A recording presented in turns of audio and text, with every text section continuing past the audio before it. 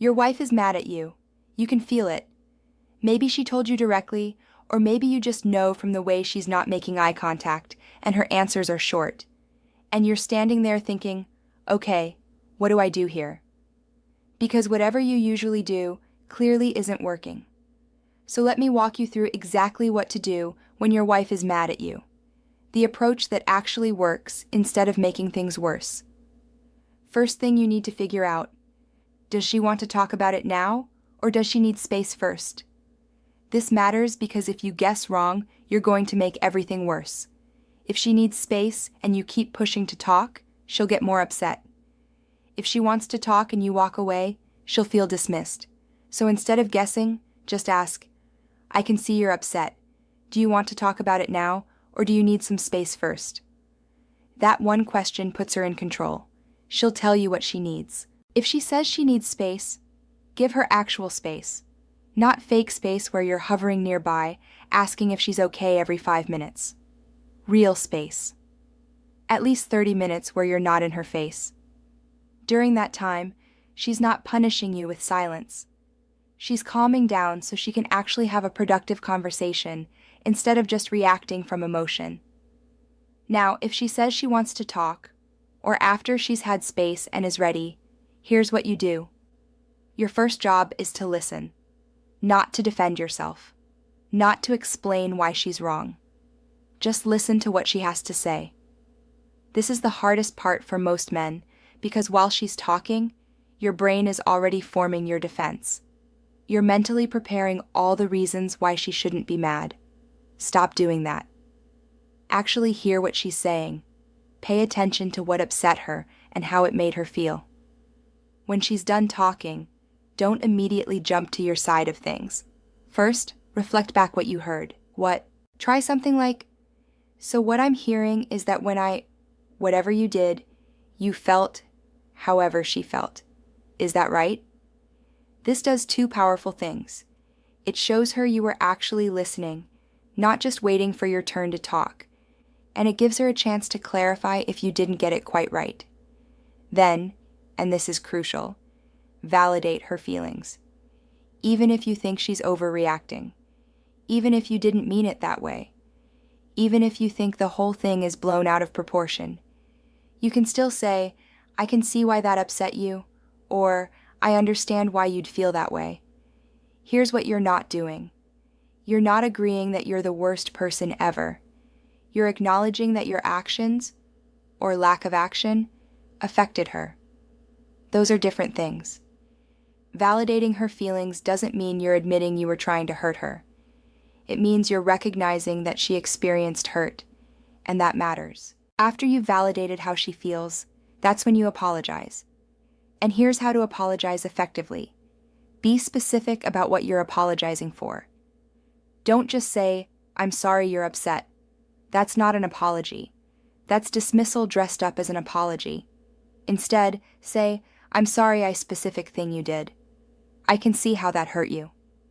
Notice the pattern. You're owning the action that caused the hurt. You're not just apologizing for her being upset about it. Here's a real example. Let's say you made plans without checking with her first, and now she's mad. Bad apology. I'm sorry you're upset about the plans. Good apology. I'm sorry I made plans without asking you. I can see how that made you feel like I wasn't considering you, and that's not okay. See the difference? The good apology owns the specific action and acknowledges the impact. Now here's what not to do when your wife is mad at you.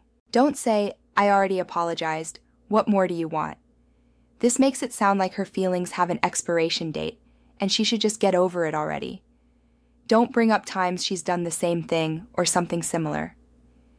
Well, you did X last week is deflecting, not addressing what's happening right now. Don't minimize what she's upset about. It's not that big of a deal, or your overreacting guarantees the fight gets worse, not better. And don't make excuses. I was stressed or I didn't mean to might be true, but leading with excuses sounds like you're avoiding responsibility. After you've apologized, here's the key. Actually change the behavior if it's something you can change. If she's mad because you keep forgetting to do something she's asked you to do, The apology means nothing if you forget again next week. The apology plus change behavior is what rebuilds trust. Now let me address a tricky scenario. She's mad at you, but you genuinely don't know what you did. Don't pretend you know. Don't guess and apologize for the wrong thing. Just be honest. Try. I can see you're upset with me, and I genuinely don't know what I did. Can you help me understand so I can make it right? This is vulnerable and honest. It shows you care about fixing it without faking understanding you don't have. Here's another scenario. She's mad, and you don't think you should have to apologize because you didn't do anything wrong. Maybe you set a boundary. Maybe you made a decision she disagrees with, but it was still the right call. You can still acknowledge her feelings without abandoning your position. Try. I understand you're frustrated with my decision, and I hear you. Can we talk about what's really bothering you about this? You're not saying sorry for having boundaries. You're acknowledging her feelings are real while maintaining that your action was justified. One more important thing. After you've listened, validated, and apologized, don't immediately expect everything to go back to normal. Some things need time to process, even after a good conversation. She might need space to work through it, even after you've apologized well. Don't ask, "Are we good now?" or "Are you still mad?" Let her come back to normal when she's ready. Here's what this entire process looks like from start to finish. She's clearly upset. You ask if she wants to talk now or needs space. She wants to talk. You sit down, give her your full attention. She tells you what happened and how it made her feel. You listen without interrupting. When she's done, you say, "So what I'm hearing is when I forgot to text you back earlier, you felt like you weren't a priority to me. Is that right?" She confirms. You say, "I can see why that would be really frustrating. I'm sorry I didn't respond. I got caught up at work and completely forgot, but that doesn't make it okay. I know it made you feel forgotten." You don't defend yourself. You don't explain all the reasons you were busy. You just own it and acknowledge the impact. Then you say, "I'm going to set a reminder so this doesn't keep happening. And if I'm going to be tied up and can't respond for a while, I'll let you know ahead of time." That's taking responsibility plus offering a solution. That's what actually resolves things. Here's the truth. Your wife doesn't expect you to be perfect. She expects you to care when you mess up, to actually hear her when she tells you something hurt, to take responsibility instead of defending yourself or minimizing her feelings. When you do those things, fights become conversations. Conflicts become opportunities to understand each other better instead of creating more distance. So next time your wife is mad at you, remember the sequence. Ask if she needs space or wants to talk. Listen without defending. Reflect back what you heard. Validate her feelings.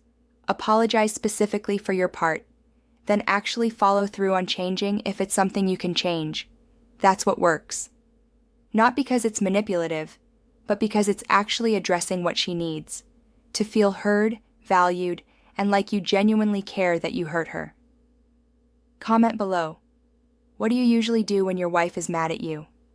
And if you want more help handling these situations, grab the ebook. Links in the first comment or my bio.